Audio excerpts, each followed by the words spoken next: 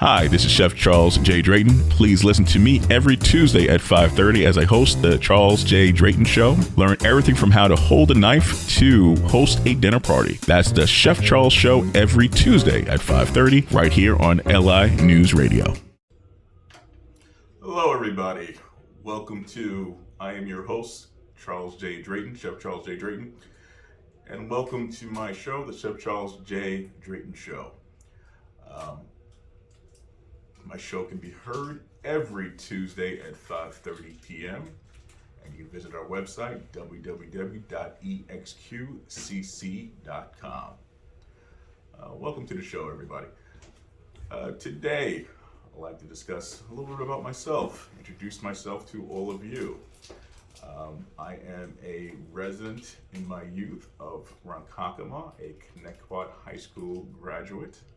So I know a lot of people from the Ronkonkoma, Bohemia, and Oakdale area.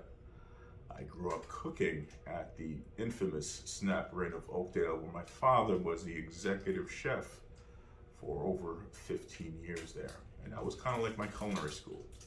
I'll tell a little more about that story of how I became in the culinary business, as I grew up at the tender age of 12 years old, working as a dishwasher once a week on a Sunday to help my father out inside the kitchen and kind of learning what he did at that age. I spent full-time summers at 14, again, as a dishwasher, watching my father cook on the line and run that beautiful kitchen inside of there. As I progressed and got a little older and got more into the industry, it was kind of funny.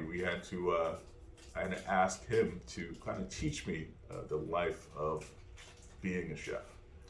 I wanted some background on how to become that, and he increasingly said no, because he didn't want me coming into the business. From there, I was persistent, being like a little gnat, telling him, please teach me, please teach me, please teach me. And eventually he came around under one condition. I had to not go to culinary school, but I had to go to regular college.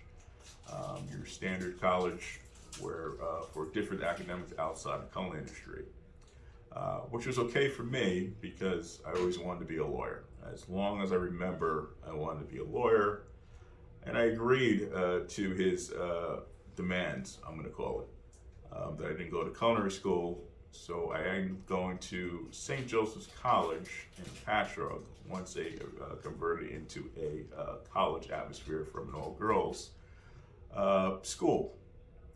From there, I majored in political science as well as Spanish because I wanted to be a bilingual lawyer, more on the federal side, because eventually I wanted to become a judge.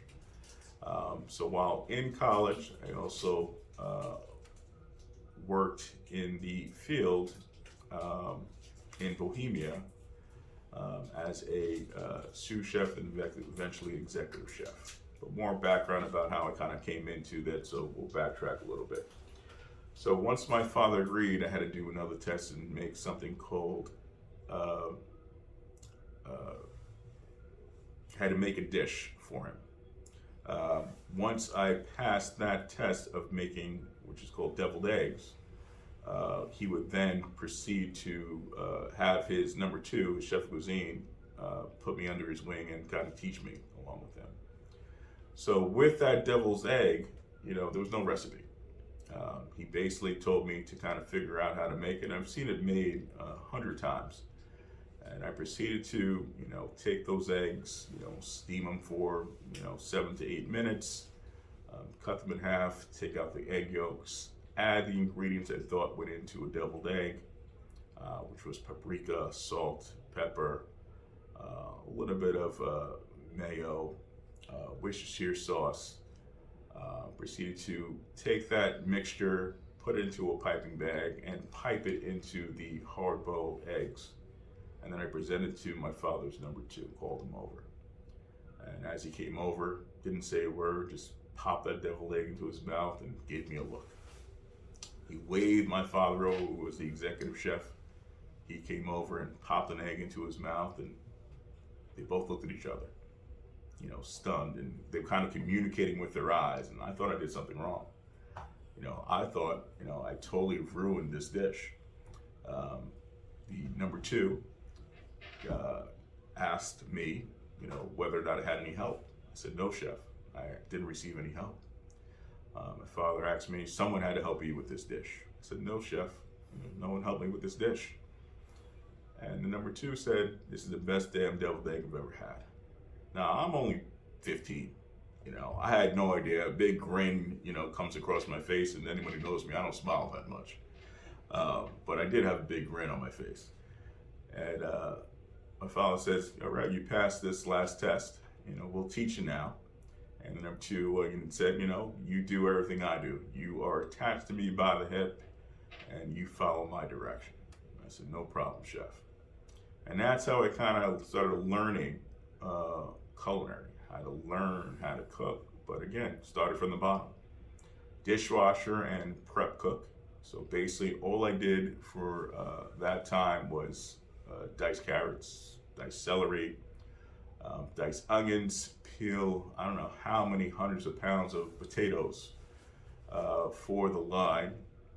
And then every once in a while, I would be shown how to either fabricate meat or fabricate seafood.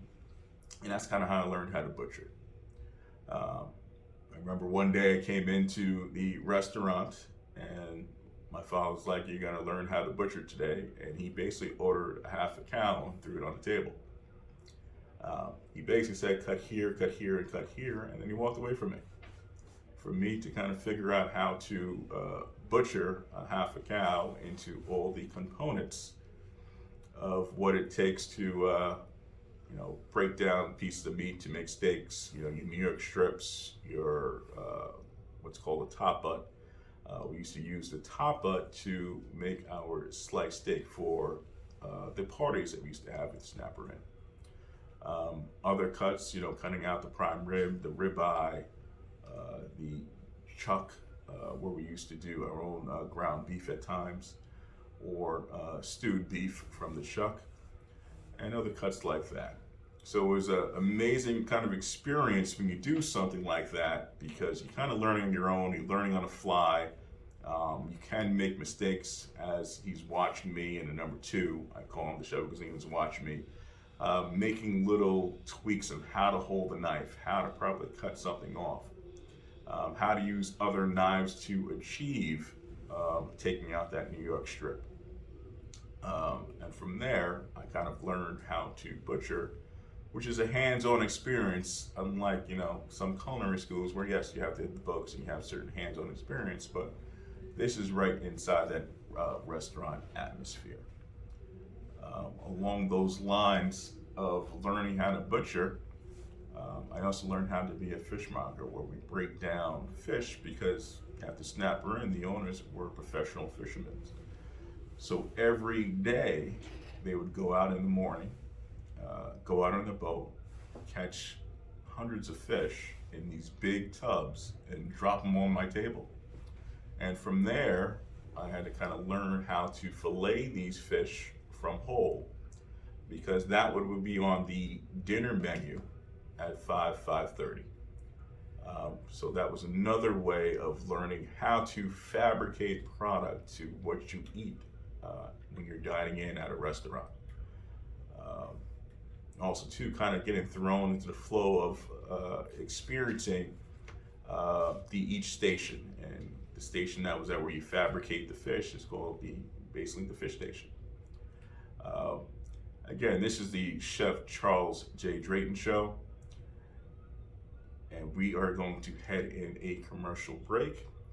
When we come back, we'll be talking about the infamous London broil that you see at your retail supermarkets and butcher shops. And here's the question I want you to leave you with.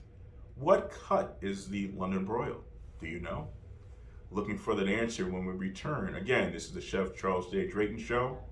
You can visit my website at www.exqcc.com and listen to our show every Tuesday at 5:30 p.m.